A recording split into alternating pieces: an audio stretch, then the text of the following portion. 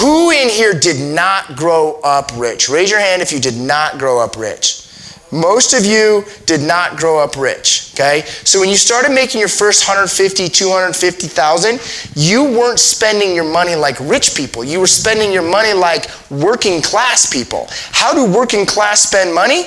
Well, we are trained to go get debt. We are trained to go get liabilities, to get the Land Rover, to get the nicer house, to finance our vacation, to not manage our budget, right? So what happens is at level 2 to 3, your expenses and your interest are so high, if you don't stop working 9 days a week, 29 hours a day, you're not going to be able to make the bills paid. So we have to shift that management through leverage. There's 2 ways of leverage.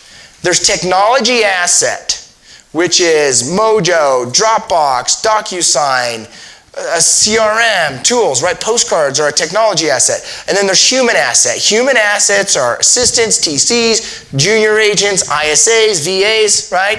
But once we start to build that leverage out, the leverage comes from having these documented systems and processes, because if it's on a loop in your head, you can't communicate it to them. And then it starts developing leadership. Leadership is about developing the culture, the values, the A team, the C team, and having, I want you to write this down, the number 1 skill you gotta have as a leader, having difficult conversations.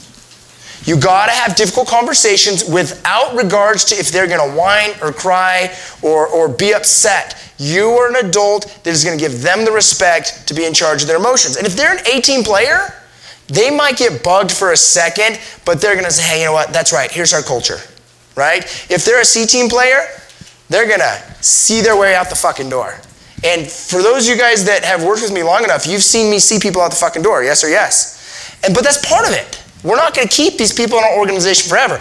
However, if you can keep people, compound interest develops through relationships. Opportunity comes out of it that you're not even aware of, that'll just stem from it, okay?